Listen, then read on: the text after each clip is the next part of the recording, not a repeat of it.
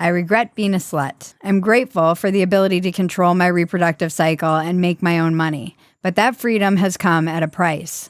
The dark side of the sexual revolution is that even though it liberated women, unyoking sex from the consequences has primarily benefited men. But if I'm honest with myself, of the dozens of men I've been with, at least the ones I remember, I can only think of a handful I don't regret. The rest I would put in the category of casual, which I would define as sex that is either meaningless or mediocre or both. Let's just stop here and say there's no such thing as casual sex. And there's nothing casual about the idea of allowing someone inside of you and you being inside of someone else. There's nothing casual about that. If I get really honest with myself, I'd say most of these usually drunken encounters left me feeling empty and demoralized and worthless. I wouldn't have said that at the time, though. At the time, I would have told you I was liberated, even while I tried to drink away the sick feeling of rejection while my most recent hookup didn't call me back. At the time, I would have said one-night stands made me feel emboldened. But in reality, I was using sex like a drug, trying unsuccessfully to fill a hole inside me with men. Pun intended. I know regretting most of my sexual encounters is not something a sex-positive feminist who used to write a column for Playboy is supposed to admit. And for years, I didn't. Let me be clear. Being a slut and sleeping with a lot of men is not the only behavior I regret. Even more damaging was what I told myself in order to justify the fact that I was disposable to these men. I told myself I didn't care. I didn't care when a man ghosted me. And this is the reason why it will always be a win, because they get the thing that they want without having to commit to it. And it's weird, like, it's coming from a guy. I'm telling you that it is a little bit weird for us to just be able to easily get the goal without having to put in work for it. Now, if I was being biased, I would say, no, keep giving it up with no reason to have to work for it. But that is immoral in my opinion, because then you don't present the right information, which is you're more likely to be depressed as a woman if you just give yourself up because you're giving away value for a cheap price. I didn't care when he left in the middle of the night or hinted that he wanted me to leave. The walks of shame, the blackouts, the anxiety. The lie I told myself for decades was, I'm not in pain, I'm empowered. I knew it would be hard to read this. I lost my virginity at 17 to my boss at a restaurant where I worked. And a year later, I experienced my first sexual trauma. I felt damaged and dirty, and I blamed myself. Everyone responds differently to these situations. I dealt with the overwhelming shame by becoming hypersexual and promiscuous. The culture was right there to pick me up and dust me off. I doubled down on being a proud slut and internalized the biggest and most damaging lie, that loveless sex is empowering. I basked in the girl power glow of that delusion for decades, weaponizing my sexuality while convincing myself I was full of the divine feminine. I was full of shit. I'll stop there and say this, right? That is what so many girls in the divine energy movement community, they have this mindset. Even before seeing this video, I knew that because I see that a lot.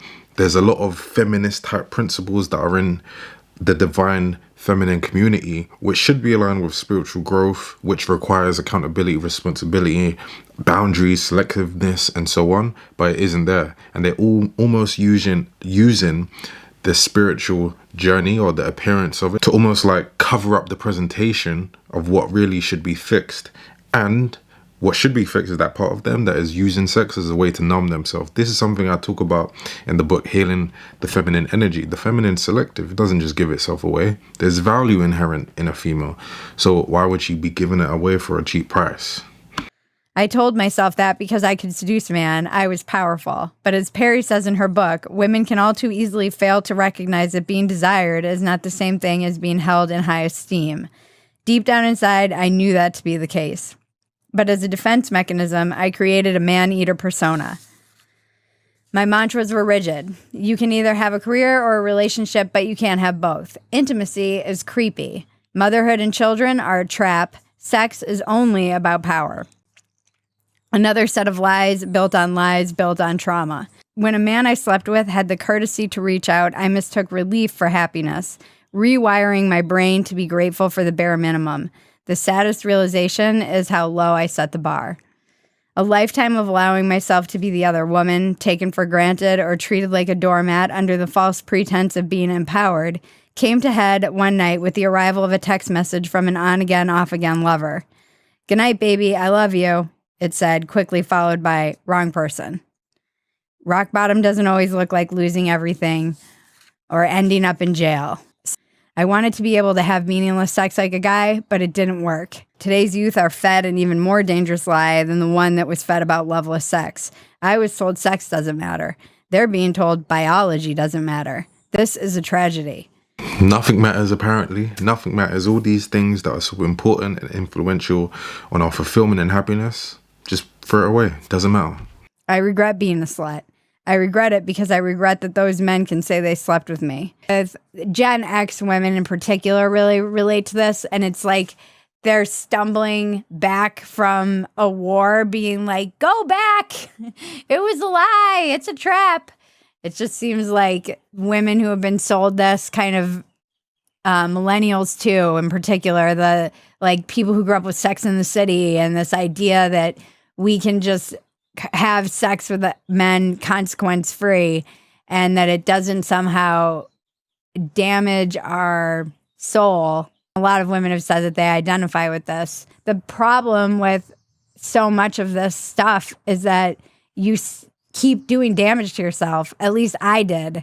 In my attempt to keep proving to myself that sex was empowering, that I could have sex like a man, I kept damaging myself, damaging my spirit and soul in ways that I didn't really fully comprehend at the time. I was too young and I was too high or drunk in many instances. And you can see when I read the piece, it's still painful.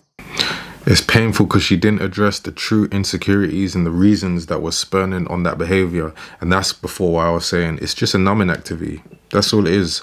People get drunk on the pleasurable feelings that they get just to simply numb themselves from what they should be addressing deep down.